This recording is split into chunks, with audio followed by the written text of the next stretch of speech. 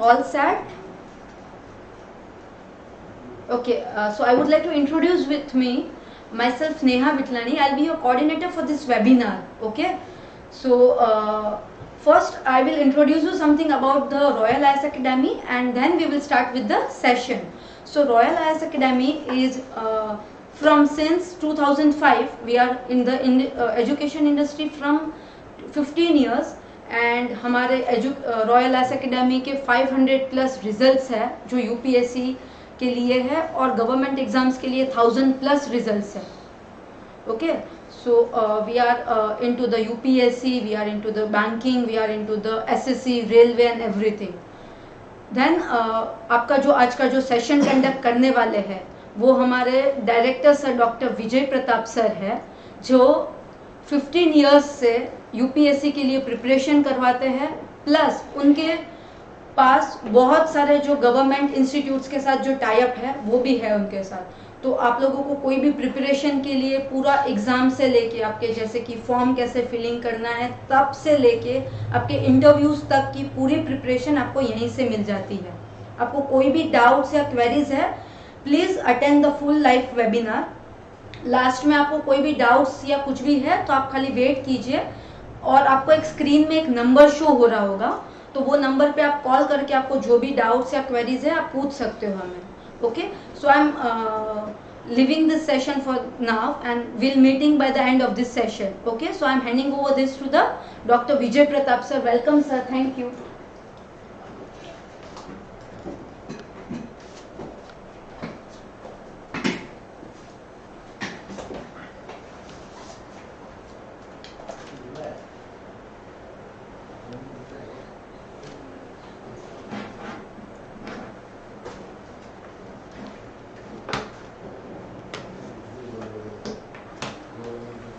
Hello, am I audible? सभी सुन पा रहे होंगे मुझे?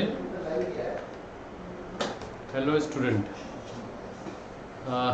नेहा ने आपको थोड़ा सा इंट्रोडक्शन दिया, बट एम आई ऑडिबल? मुझे सुन पा रहे हैं ना सारे? आई होप सभी सुन पा रहे होंगे.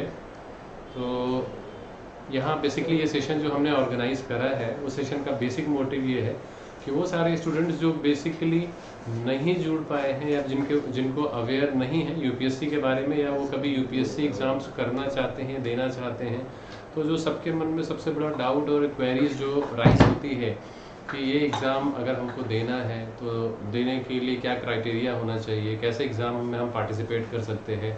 अगर इंस्टाग्राम पे जाते हो, आप फेसबुक पे जाते हो, तो बहुत सारी ऐसी चीज़ें आपको देखने के लिए यहाँ पर मिलेंगी इंस्टाग्राम पे, फेसबुक पे, जिसमें आईएएस, आईपीएस, लबासना यानी लाल बहादुर शास्त्री ट्रेनिंग इंस्टीट्यूट के बारे में बहुत सारे एडवर्टीजमेंट, बहुत सारी चीज़ें आपको देखने को मिलेगी. हर किसी के मन में ऐसा क्रेज़ है कि वो आईएएस बनना चाहता है. फिल्में बहुत सारी आ रही हैं, आईपीएस बनना चाहते हैं, हम हर फील्ड में जाना चाहते हैं. तरीका क्या हो सकता है, मेथड क्या हो सकता है, कैसे हम पार्टिसिपेट कर सकते हैं उसमें, बेसिकली सेशन आज उसके लिए रखा गया है.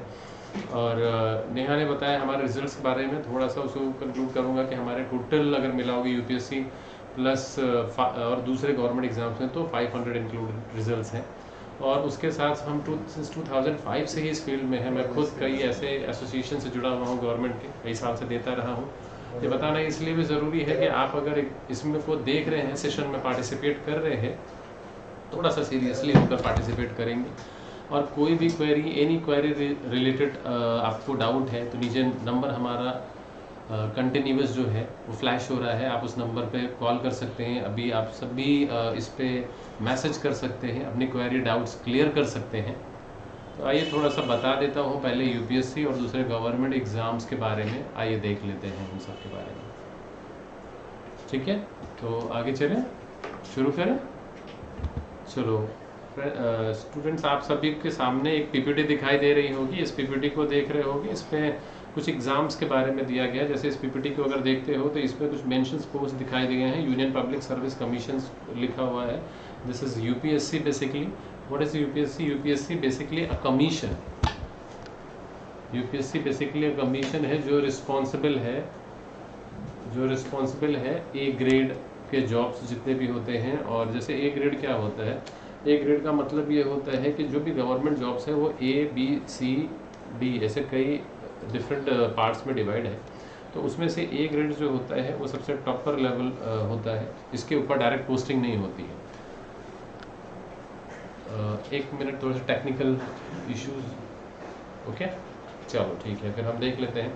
तो यहाँ पर आपको UPSC union public service commission, this is basically a selection body है, जो इसका मेन मोटिव है कि ये सिलेक्शन कंडक्ट कराता है, सिलेक्शन के लिए ये रिस्पॉन्सिबल है। अब यहाँ पर जो सिलेक्शन की हम बात कर रहे हैं, यहाँ 24 डिफरेंट जो पोस्ट है आपको दी गई है, 24 डिफरेंट पोस्ट, इसमें इंडियन एडमिनिस्ट्रेटिव सर्विस IAS जिसको आप सभी कहते हो, फिर इंडियन फॉरेन सर्विस जिसको एम्बेसी में जाओगे आप सभी, इंडियन पुलिस सर्विस IPS बनते हो, पुलिस डिपार्टमेंट में जाते हो, फिनांस PNT अकाउंट सर्विसेज है, ऑडिट एंड अकाउंट सर्विसेज है। ऐसे अगर आप देखते हो तो 24 डिफरेंट पोस्ट आपको दिखाई देंगे यहाँ पे, सारे 24 डिफरेंट पोस्ट है। और इस पोस्ट 24 डिफरेंट पोस्ट के लिए ये एग्ज़ाम कंडक्ट कराता है। 24 डिफरेंट पोस्ट के लिए यहाँ पर ये एग्ज़ाम है। ऐसे तो बहुत सारे एग्ज़ाम्स और सैलरी अलाउंसेस सभी के लिए रिस्पॉन्सिबल है, बट 24 डिफरेंट पोस्ट के लिए यहाँ पे जो एग्ज़ाम जिसकी हम जनरल बात कर रहे हैं आज, तो ये इसका एक कंबाइंड एग्ज़ाम होता है। और इसके लिए बेसिकली आप सभी पार्टिसिपेट करना चाहते हो तो इसके लिए जो एलिजिबिलिटी क्राइटेरिया क्या है, आप सभी ग्रेजुएशन हो, अगर ग्रेजुएशन फाइनल ईयर में अपीयर स्टूडेंट हैं आप सभी, और तो आप इस एग्ज़ाम में पार्टिसिपेट कर सकते हो। और ये एग्ज़ाम जो है बेसिकली अगर इसमें देखेंगे, ओपन जनरल यानी ओपन कैटेगरी 21 से 32 ईयर्स 6 अटैम्प्ट्स आपको मिलते हैं, OBC के लिए 21 से 35 तक 9 अटैम्प्ट्स मिलते हैं, इसी तरह से SC ST के लिए 21 से 37 तक आपको अनलिमिटेड अटैम्प्ट्स मिलते हैं। आप इस एग्ज़ाम में पार्टिसिपेट कर सकते हैं यदि आप फाइनल ईयर में हो। If you are in your graduation final year from any stream, it means आप या फिर BA करके आते हो जनरली, या आप BSc करके आते हो, या आप साइंस बैकग्राउंड के हो, कॉमर्स बैकग्राउंड के हो, या आप इंजीनियर हो, या आपने बैचलर डिग्री कोई भी ले रखी है, तो आप इसमें अपीयर कर सकते हो फाइनल ईयर में, प्रीलिम एग्ज़ाम में इसमें अपीयर कर सकते हैं। बेसिकली अगर ये एग्ज़ाम देखोगे तो ये एग्ज़ाम 3 लेवल यानी 3 स्टेज में डिवाइड होता है। 3 स्टेज में इसमें पार्टिसिपेट किया जा सकता है। 3 स्टेज में फर्स्ट स्टेज को हम यहाँ प्रीलिम्स कहते हैं। प्रीलिम्स में आप देखोगे there are 2 different paper. First paper जो 200 मार्क्स का है, इसमें 100 क्वेश्चंस आते हैं और 1/3 विद निगेटिव मार्किंग के साथ। अब ये 1/3 निगेटिव मार्किंग क्या होती है कि अगर आपने 3 क्वेश्चन रॉन्ग करते हैं तो आपका एक क्वेश्चन और रॉन्ग हो जाता है, तो एक करेक्ट भी आपका इनकरेक्ट हो जाएगा। 100 मार्क्स का है, 100 क्वेश्चंस आते हैं, 200 मार्क्स का ये पेपर रहेगा। सेकेंड पेपर जो है वो 200 मार्क्स का होता है, इसमें 80 क्वेश्चंस आते हैं और ये 1/3 निगेटिव मार्क के साथ होता है। लेकिन कुछ सालों से ये सेकेंड पेपर जो है उसमें उसको क्वालिफाइंग कर दिया गया है।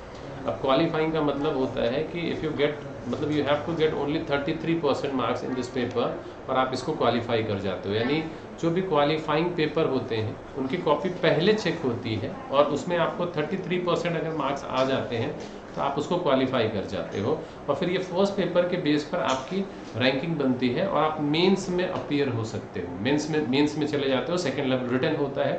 फर्स्ट पेपर जो रहता है, ये फर्स्ट पेपर में आपको बता दूं, आपको जो सेक्शंस पूछे जाने हैं क्वेश्चन वो आते हैं, जैसे आपने जो भी 10th लेवल तक का बेसिक जो पढ़ रखा है, 10th लेवल को बेस इसलिए माना जाता है क्योंकि 10th level is for all.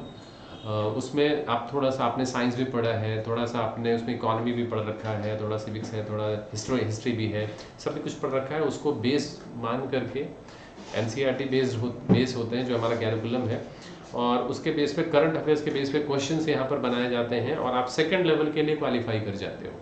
अब सेकंड लेवल इसमें क्या है, सेकंड लेवल मेंस है। पहला एग्ज़ाम फर्स्ट मोस्टली देखोगे ये मई जून के आसपास कंडक्ट होता है, लेकिन इस बार कोरोना पैंडेमिक की वजह से आप देखोगे तो ये अक्टूबर में शिफ्ट हो गया है। लेकिन जैसे कि आप देखोगे तो UPSC जो है बहुत पर्टिकुलर है अपने एग्ज़ाम्स को लेकर के। वो सारे exams time to time schedule उसका एग्ज़ाम रहता है और वो पूरे टाइम पे ही एग्ज़ाम अपने कंडक्ट कराती है। बस ओनली देयर आर सम अगर प्रॉब्लम्स आते हैं और ऐसे इश्यूज आते हैं तो ही वो अपने रीशेड्यूल करते हैं, अदरवाइज़ वो बहुत पर्टिकुलर है अपने किसी भी एग्ज़ाम्स को लेकर के। अब मेंस में आप जब जाते हो तो मेंस का जो एग्ज़ाम रहता है, उस मेंस एग्ज़ाम जो है वो एनालिटिकल है, वो रिटन एग्ज़ाम होता है। मेंस में आप देखोगे first paper is language. It means this is basically Indian language, this is also a qualifying paper. अब क्वालिफाइंग का मतलब जैसे कि पहले ही आपको बताया है कि you have to qualify with, इसमें यहाँ पर 25% मार्क्स एंड 300 मार्क्स का है। ये अप टू 8th स्टैंडर्ड का होता है, आप ये समझ लो। 8th स्टैंडर्ड का मतलब ये लैंग्वेज पेपर है, this is not a literature paper. तो if you qualify with 25% marks, if you get 25% marks, you easily qualify this paper. You can opt any language, like there are different 22 different languages in our constitution. You can opt any Hindi, Tamil, Telugu, Marathi, कोई भी एक paper ले लो आप, उसको लेके qualify कर सकते हो। उसके बाद आपका सेकेंड पेपर जो है वो इंग्लिश में है, इंग्लिश का पेपर है, ये कंपलसरी पेपर होता है, ये भी सेम 8th स्टैंडर्ड का पेपर होता है। You can get, if you get 25% marks in this paper, you can qualify. And ये भी लैंग्वेज है, सेम 8th स्टैंडर्ड का है, ये भी क्वालिफाइंग नेचर का है। मतलब if you have to qualify this paper, अगर ये क्वालिफाई नहीं करोगे तो आपकी दूसरे कॉपीज चेक नहीं होते हैं। अब हम बात करते हैं इसके, थोड़ा सा आगे चलते हैं कि आगे क्या है। तो आगे की पीपीटी में आपको यहाँ कुछ चीज़ें दिखाई जा रही हैं। जैसे आप देखोगे यहाँ सामने एक एसए का पेपर होता है। देयर आर, अभी कुछ सालों से पहले थोड़ा सा पैटर्न चेंज होता रहा है। पहले देखोगे तो 4 एसए के पेपर आते थे, अभी 4 एसए आते थे, अभी 8 एसए है। ये 8 में out of 8 you have to only attempt 2 करने हैं। उसमें 250 मार्क्स का ये पेपर रहता है और 2 पेपर ही आपको इसमें 2 ऐसे अटैम्प्ट करने होंगे और 250 मार्क्स का है। इसी तरह से जो फर्स्ट आपने देखा था ये जीएस का पेपर है, इसमें से बहुत सारे कॉमन यहाँ जीएस के पेपर को मिला करके यहाँ पर 4 डिफरेंट पेपर बनाए जाते हैं। थोड़े बहुत चेंजेस होते हैं यहाँ पर। अगर आप देखोगे यहाँ पे इस पेपर में, तो फर्स्ट चेंजेस आपको जैसे यहाँ पर कुछ वर्ड हिस्ट्री का पेपर हो जाता है, इंटरनल सिक्योरिटी का एक छोटा सेक्शन ऐड हो जाता है, एनवायरनमेंट का एक पेपर ऐड हो जाता है। आप देखोगे यहाँ पे, यहाँ एथिक्स एंड इंटीग्रिटी का ये पेपर है, GS4 का जो है 250 मार्क्स का एथिक्स एंड इंटीग्रिटी का पेपर है, वो ऐड हो जाता है। एथिक्स का मतलब जैसे केस स्टडीज़ हैं, आपको लाइक केसेस दिए जाते हैं, आप ऐसे इस सिचुएशन में हो और ऐसे उसको कैसे टैकल करोगे, एथिकल बेस्ड डिसीजन लेते हो क्या है, क्योंकि यूपीएससी का काम बेसिकली सिलेक्शन करना है। तो वो इन सब चीज़ों को बहुत ध्यान में रख के उसको कि उनका मेन मोटो ये रहता है कि जो भी सिलेक्टेड कैंडिडेट है वो पूरी तरह से खरा उतरे, यूपीएससी की जो हमारे एडमिन देखना है उसके क्राइटेरिया में उसको खरा उतरना चाहिए। इसके लिए उसने ऐसे पेपर्स को भी इंक्लूड किया है ताकि करप्शन जो पिछले कुछ समय में बढ़ता चला जा रहा है तो उसका एथिकल नॉलेज भी चेक हो सके। उसके बाद यहाँ पर एक ऑप्शनल पेपर है, आप देखोगे तो ऑप्शन मतलब ये सारे कंपलसरी पेपर अभी तक देखे आपने। ऑप्शनल पेपर जो रहता है, ये optional paper, there are 2 different optional paper है, 2 पेपर होते हैं फॉर 1 ऑप्शनल सब्जेक्ट। आप कोई भी ऑप्शनल सब्जेक्ट ले सकते हो, whether you belongs from any stream, like if you belongs to BCom या कॉमर्शियल बैकग्राउंड और आर्ट से आते हो, या आप साइंस स्टूडेंट हो, साइंस ग्रेजुएट हो, लेकिन आप कोई भी पेपर जो है वो ऑप्ट कर सकते हो। You can choose political science, you can choose history, you can choose science का कोई भी बायो चूज कर सकते हो, या कोई भी पेपर सेलेक्ट कर सकते हो, साइकोलॉजी यू कैन ऑप्ट। और उसके 2 पे डिफरेंट पेपर रहेंगे। और यहाँ तक देखोगे 1750 मार्क्स का ये टोटल पेपर हो जाता है। उसके बाद एक पर्सनल इंटरव्यू है 275 मार्क्स का, यहाँ इंटरव्यू सेक्शन रखा गया है जो दिल्ली में कंडक्ट होता है। लोक सेवा संघ लोक सेवा आयोग भवन है, वहाँ पर आपको जाना होगा, वहाँ पे आपका ये इंटरव्यू कंडक्ट होता है 275 मार्क्स का। यहाँ इंपॉर्टेंट ये होता है कि एग्रीगेट मार्क्स इज़ इम्पॉर्टेंट। यहाँ मेरा ये बताना फिर से ज़रूरी हो जाता है कि यहाँ पर 275 में कोई क्वालिफाइंग ऐसा वो हम कहेंगे नहीं है। कहने का मतलब यहाँ पर इंटरव्यूअर आपको ऐसा नहीं कह सकते कि भाई जाओ हम आपका सिलेक्शन नहीं लेने वाले, आपका नहीं होने वाला, उनको मिनिमम मार्क्स देने पड़ते हैं। And if you get maximum marks in your written paper and minimum in your interview भी लेते हो और एग्रीगेट मार्क्स में आप अच्छे मार्क्स होल्ड करते हो, तो definitely you can get selection, तो आप सेलेक्ट हो जाते हो। ये बहुत इंपॉर्टेंट चीज़ है। यहाँ पर मेरा इसलिए बताना ज़रूरी है कि बहुत सारे बच्चे जो इस इंटरनेट ने तो अब गांव-गांव को, और जियो के नेटवर्क ने भी, मैं उनकी तारीफ नहीं कर रहा किसी भी कंपनी का, लेकिन हाँ ये है कि इनकी वजह से भी बहुत सारी जगहों पर हम आज यहाँ पर बैठकर आप तक पहुँच सकते हैं। आप किसी भी क्षेत्र से हो, कहीं भी जुड़े हो। और इसने एक और फ़ायदा किया है कि एजुकेशन को काफ़ी चीप, यानी कि चीप का मतलब यानी कि आपके सभी के पॉकेट में आने के लायक बना दिया है, क्योंकि दूर से बैठा हुआ एक इंस्ट्रक्टर जो कि लिमिटेड जिसके टारगेट होते थे, अब हम कहीं भी तक पहुंच सकते हैं और आप देख सकते हो लाइव। तो ये अच्छा बेनिफिट है उसका। तो ये हर 275 यहाँ इसलिए है कि अगर किसी को ये दिमाग में चल रहा है कि हम नहीं जा सकते, हम गरीब हैं, या हमको किसी सोर्स या पैसे की ज़रूरत होगी, तो ऐसा बिल्कुल मत सोचिएगा यहाँ पर, क्योंकि 275 मार्क्स का इंटरव्यू है। उतना ही इंटरव्यूअर के हाथ में है, लेकिन 1750 का विज़न आपने देखना है, रिटर्न आपके हाथ में है। अगर आप उसमें अच्छे मार्क्स अचीव करते हो, अगर लेते हो, तो आप मेहनत करते हो, तो definitely you can get selection easily. चाहे आप किसी भी बैकग्राउंड से आते हो, मेहनत करके बहुत सारे बच्चे हैं, आपने देखा होगा कुछ समय के रिजल्ट्स, कुछ बच्चे जो है कभी कोई रिक्शे चलाने वाले का, कभी किसी क्लर्क का बेटा, कभी किसी किसान का बेटा, कभी कहीं से भी लोग सिलेक्शन लेते हैं। एग्जाम्पल आप सभी के सामने है, उसमें कुछ खास बोलने की ज़रूरत नहीं है। तो आपके अंदर काबिलियत होनी चाहिए, आप कर सकते हो, एक जज्बा होना चाहिए। और आप सभी ने बचपन में एक वो भी सुना होगा, एक स्टोरी सुनी होगी सभी ने, बचपन में सभी हमने सुना होता है कि एक स्टोरी है, वो है रैबिट और टॉर्टॉइस का, यानी खरगोश और एक कछुए की एक कहानी सभी ने सुनी रहती है। सबके दिमाग में ये होता है, अलग अलग फील्ड से बच्चे आते हैं कि सर सिलेक्शन नहीं होता, बहुत मेहनत करते हैं, हमने लिखा पर हमारा सिलेक्शन नहीं हुआ। क्यों नहीं होता, पहले ये जानो। जो अगर रैबिट के पोटेंशियल वाले हो तो इस रेस में आप सभी को मालूम है कि जो रैबिट का पोटेंशियल था वो बहुत अच्छा था, और उसमें टॉर्टॉइस जो है जीत जाता है। रेस टॉर्टॉइस जैसे ही जीतते हैं। एक्चुअली इस एग्जाम के लिए भी अगर कंसिस्टेंसी मेंटेन आप कर पाते हो, कंटिन्यूअस करते हो, लेकिन मैक्सिमम स्टूडेंट क्या होते हैं, वो अपने को बहुत अच्छा पोटेंशियल का सोचते हैं, लेकिन रैबिट के पोटेंशियल वाले लोग अक्सर लेजी होते हैं। जो लेजी है और वो सो जाता है, और जब एग्ज़ाम नज़दीक होता है और तब वो भागना शुरू करता है रैबिट की तरह, तो वो जीत नहीं सकता। ये ध्यान रखो। तो अगर आप टॉर्टॉइस के पोटेंशियल रखते हो और आप कंटिन्यूअस कंसिस्टेंसी मेंटेन करते हो, बने रहते हो, और सबसे इम्पॉर्टेंट है कि हमें पता होना चाहिए कि हम दौड़ किधर लगा रहे हैं। हमें मंजिल तो पता है कि हमको सिलेक्शन लेना है, यूपीएससी में जाना है, लेकिन हमको ये भी पता होना चाहिए कि किस रास्ते से दौड़ करके हम पहुंच जाते हैं। सक्सेस का कोई शॉर्टकट नहीं होता स्टूडेंट, शॉर्टकट तो नहीं होता, लेकिन हमको दौड़ना है, एक प्रॉपर वे में रन करना है, कंसिस्टेंट मेंटेन करना है, और आपके सामने रिजल्ट होगा। कुछ आंकड़े भी यहाँ दिखा देता हूँ। आप देखोगे कि 50% से ज़्यादा ऐसे स्टूडेंट इसमें पार्टिसिपेट करते हैं जिनको शायद इस एग्ज़ाम के बारे में पता नहीं होता, फॉर्म फिलअप कर देते हैं, जैसे कि एहसान कर रहे हैं या फिर वो कर रहे हैं। तो 50% ज़्यादा ऐसे स्टूडेंट होते हैं जो पार्टिसिपेट तो कर देते हैं, लेकिन सही तरीके से अपीयर होते नहीं हैं, यानी उनको पढ़ाई भी नहीं किया है, फॉर्म भर दिया है और एग्ज़ाम में बैठ गए।